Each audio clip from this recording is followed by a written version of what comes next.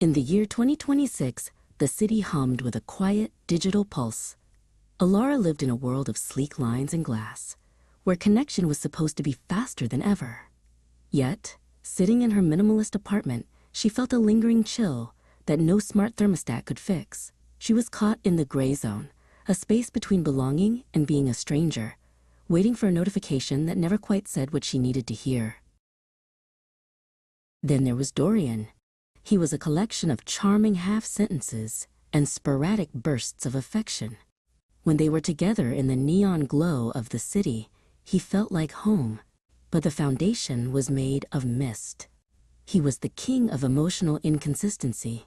He would be intensely present for 1 hour, only to become a polite ghost the next. Alara found herself constantly recalibrating her heart to match his fluctuating frequency.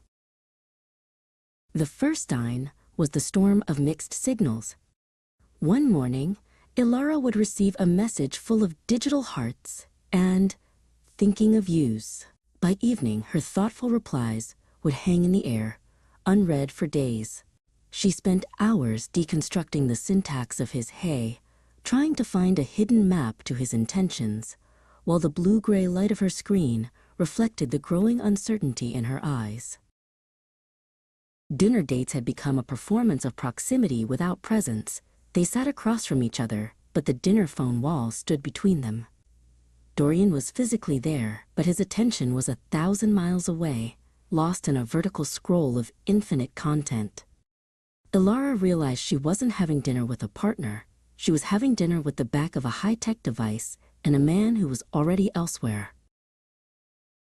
Then came the disappearing acts. For a week, Dorian would be the protagonist of her life, and then, without a word, he would vanish into the digital ether. No explanation, no goodbye, just a sudden silence that echoed through her quiet apartment. He didn't leave. He simply ceased to be present, leaving Alara to navigate the phantom limb of a relationship that didn't technically exist. "What are we?" she finally asked one rainy Tuesday. Dorian's response was a masterpiece of vagueness. He liked vibing, he preferred no pressure, and he wasn't big on labels. This was the fourth sign, the undefined label. By refusing to name what they had, he kept the exit door perpetually unlocked. Alara realized that in his world, a lack of a label wasn't freedom. It was a lack of accountability. The cycle continued based on convenient timing. He reached out when he was bored, when the city felt too quiet, or when his other distractions faded. It was never about her needs or her schedule. It was about filling a vacuum in his own life. Alara looked in the mirror and saw a woman who was becoming an option in someone else's life rather than the priority in her own. As the digital clock flickered toward dawn, the seventh sign hit her. There was no future planning. They lived in a perpetual now that never moved toward a tomorrow. Dorian could tell her what he wanted for lunch, but never where they would be in a month. In that stillness, the blue-gray fog began to lift. The lack of a plan wasn't a mystery to be solved. It was the answer she had been avoiding. The clarity moment arrived not with a bang, but with a calm, steady breath.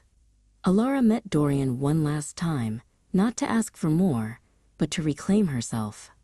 When he started to build the phone wall, she simply stood up.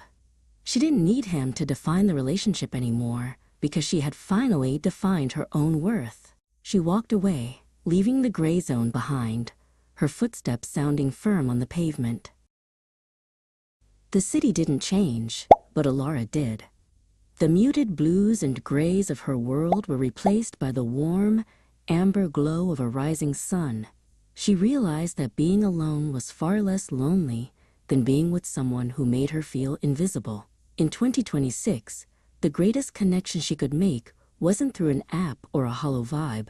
It was the unwavering commitment to her own peace.